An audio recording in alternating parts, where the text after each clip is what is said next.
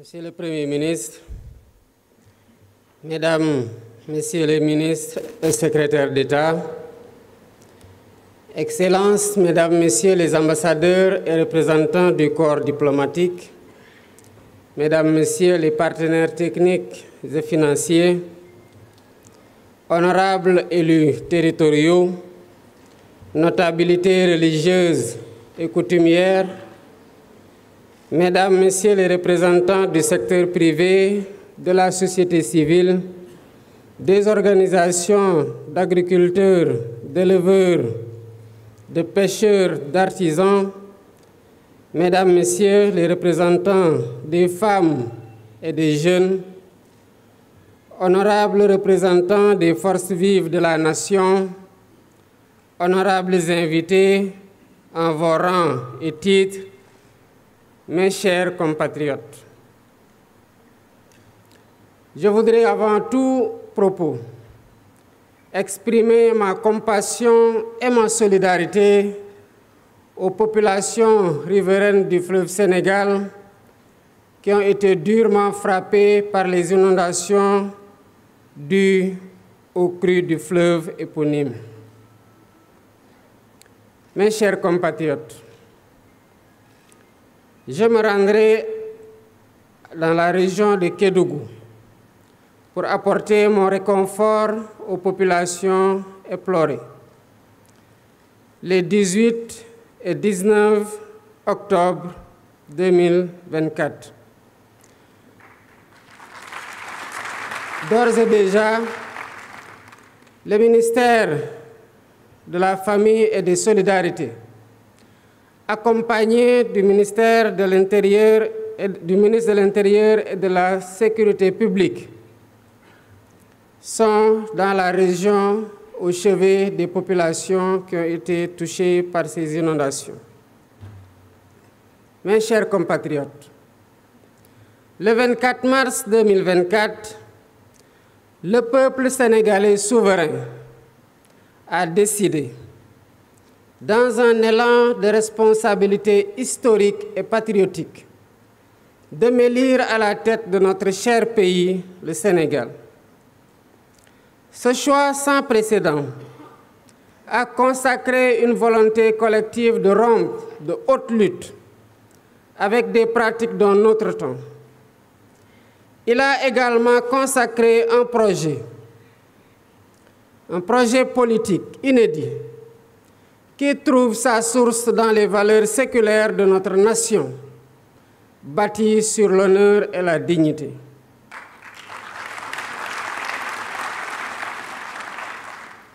Pour rappel, lors de ma prestation de serment le 2 avril 2024, je m'engageais devant vous à mobiliser les Sénégalais d'ici et de la diaspora autour d'un projet national fédérateur orienté vers un futur serein.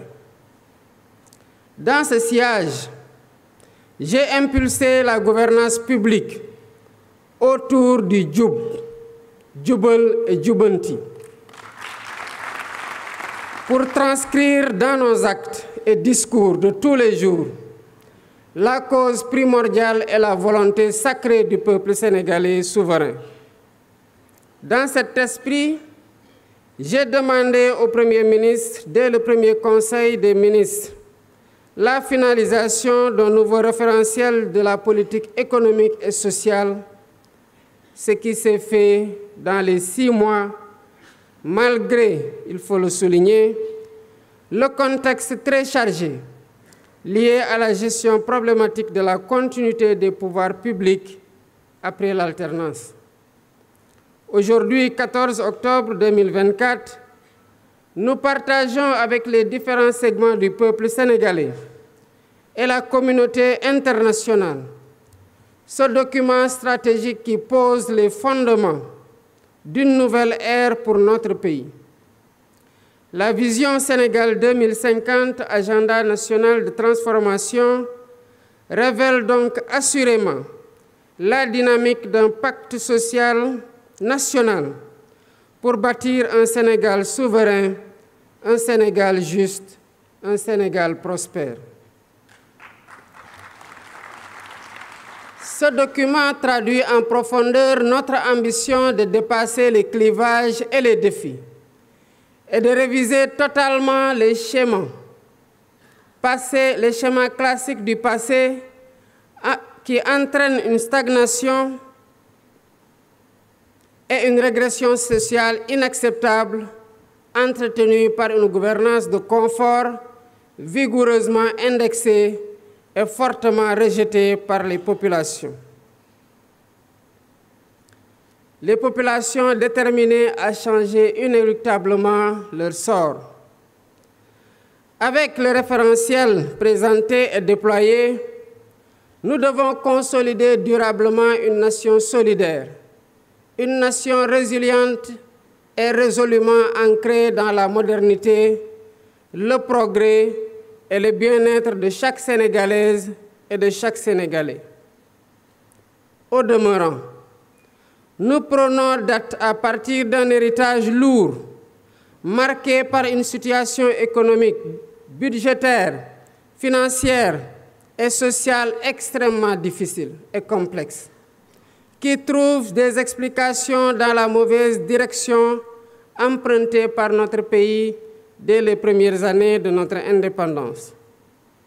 Mesdames et messieurs, notre économie extravertie a été neutralisée par un modèle d'exploitation des matières premières sans valorisation ni transformation locale notable, laissant notre secteur privé national trop faible, une industrie en miniature et nos jeunes talents en quête d'opportunités désespérées, souvent poussés à chercher un avenir ailleurs.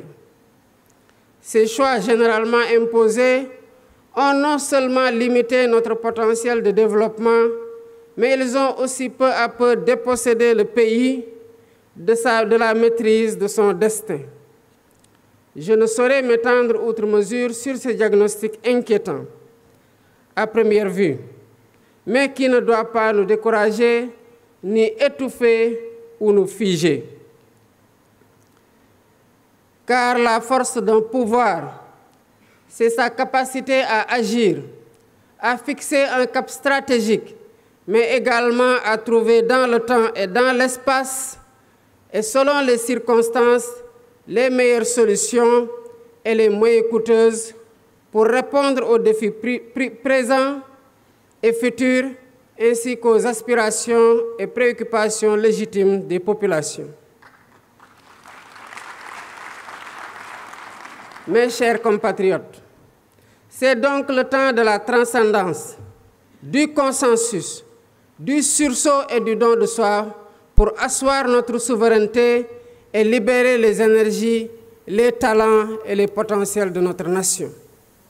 Nous devons être fiers de notre nation parce que nous sommes le Sénégal.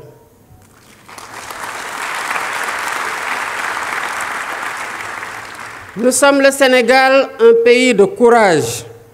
Nous sommes le Sénégal, un pays de résilience. Nous sommes le Sénégal, un pays de solidarité face à l'épreuve. Voilà pourquoi nous devons faire notre introspection individuelle et collective pour reprendre avec confiance notre destin en main et mettre notre Sénégal sur une trajectoire d'exigence, d'espérance, de performance et de progrès. C'est tout le sens et la pertinence de la vision Sénégal 2050. Cette nouvelle stratégie nationale de développement est une réponse innovante aux défis de la transformation systémique du Sénégal. Elle repose sur une vision endogène claire, cohérente, ambitieuse et assumée. Cette feuille de route pour les 25 prochaines années, qui fait l'objet aujourd'hui d'un partage et le fruit d'une réflexion collective, est déclinée en stratégie quinquennale et décennale. Elle permettra d'ajuster et d'optimiser nos actions et efforts en temps réel. Ainsi, la transformation systémique du Sénégal repose sur 4 axes stratégiques déterminants. Le premier axe consiste à asseoir une économie compétitive, créatrice d'emplois. Nous visons à bâtir une économie diversifiée et résiliente, mais aussi inclusive. Cela passe par la valorisation de nos ressources naturelles, qu'elles soient agricoles, minières, pétrolières ou gazières, à travers une industrialisation ambitieuse. Nous intégrerons nos matières premières dans les chaînes de valeur mondiales et nous transformerons nos richesses sur place, en particulier grâce aux technologies numériques et à l'intelligence artificielle. Le développement de pôles économiques viables associés à un cadre des affaires attractif contribuera à renforcer le secteur privé national et à diversifier notre économie. Dans les tout prochains jours, une loi sur la souveraineté économique viendra consacrer cette dynamique en s'appuyant sur une stratégie de financement solide et concertée avec toutes les parties prenantes. Le deuxième axe est celui de la durabilité et de l'aménagement du territoire. Notre développement ne sera viable que s'il respecte et préserve notre environnement.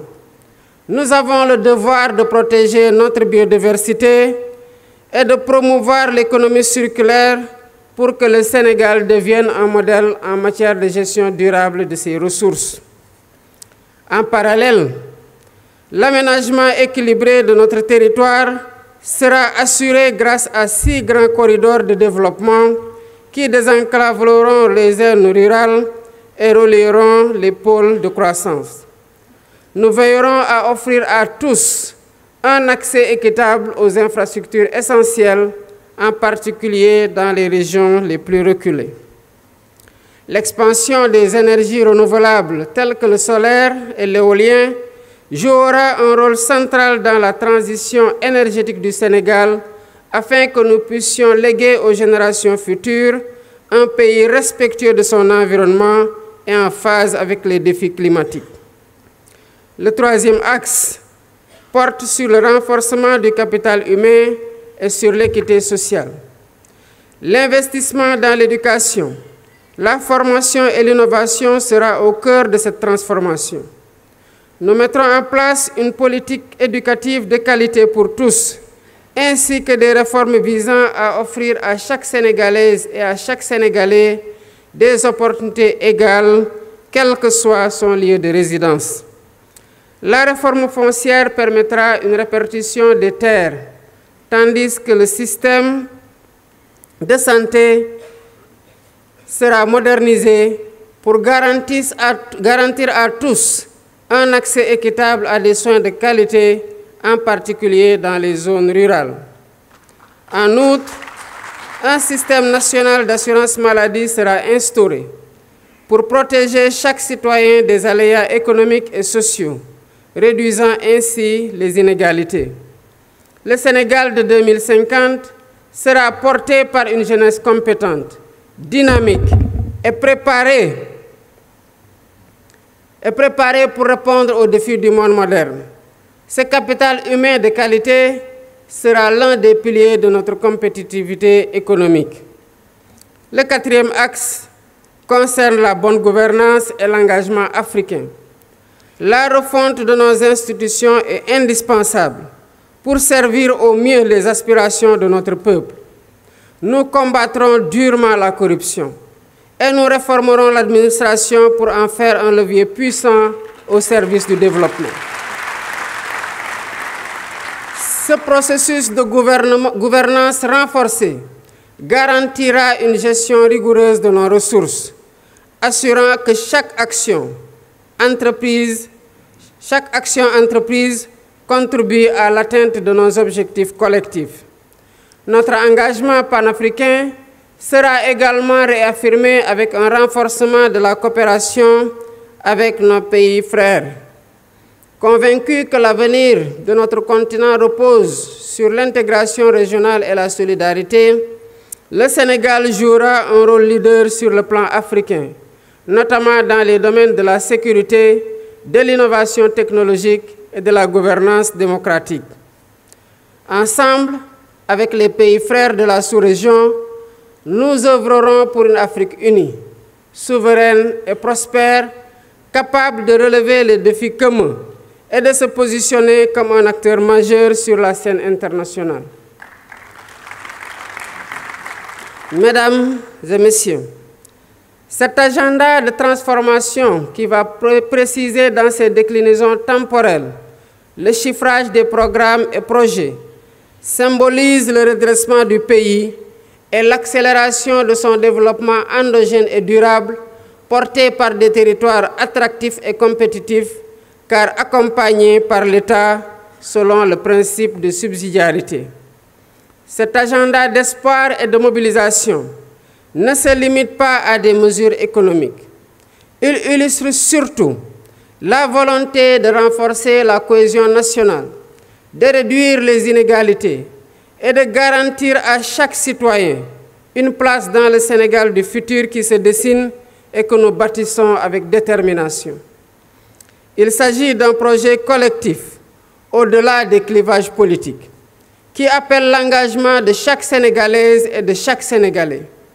D'où mon attachement particulier à son appropriation, à son enrichissement et à sa vulgarisation par une communication adaptée auprès de toutes les forces vives de la nation. L'agenda 2050 s'adresse autant aux Sénégalais d'aujourd'hui qu'aux générations futures. C'est une vision pour un Sénégal qui n'aspire pas seulement à participer au monde de demain, mais à y jouer un rôle majeur, à être un acteur de premier plan dans la sous-région et un modèle de développement pour l'Afrique. Je voudrais, à cet instant précis, adresser mes chaleureuses félicitations au Premier ministre Ousmane Sonko.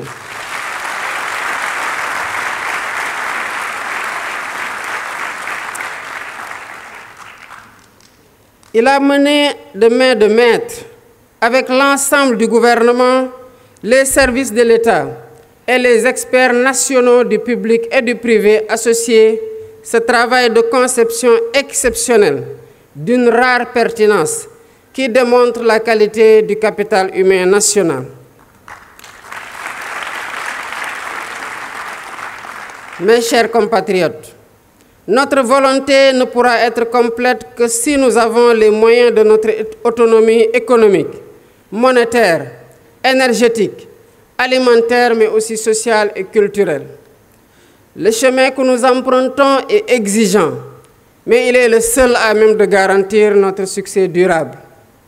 Les citoyens doivent être exigeants envers les gouvernants, mais chaque citoyen doit aussi être exigeant avec soi-même dans son apport personnel dans l'œuvre de construction nationale.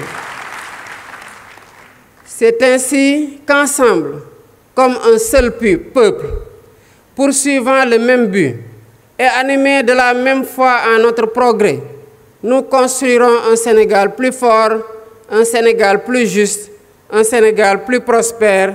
Vive le Sénégal souverain. Je vous remercie de votre aimable attention.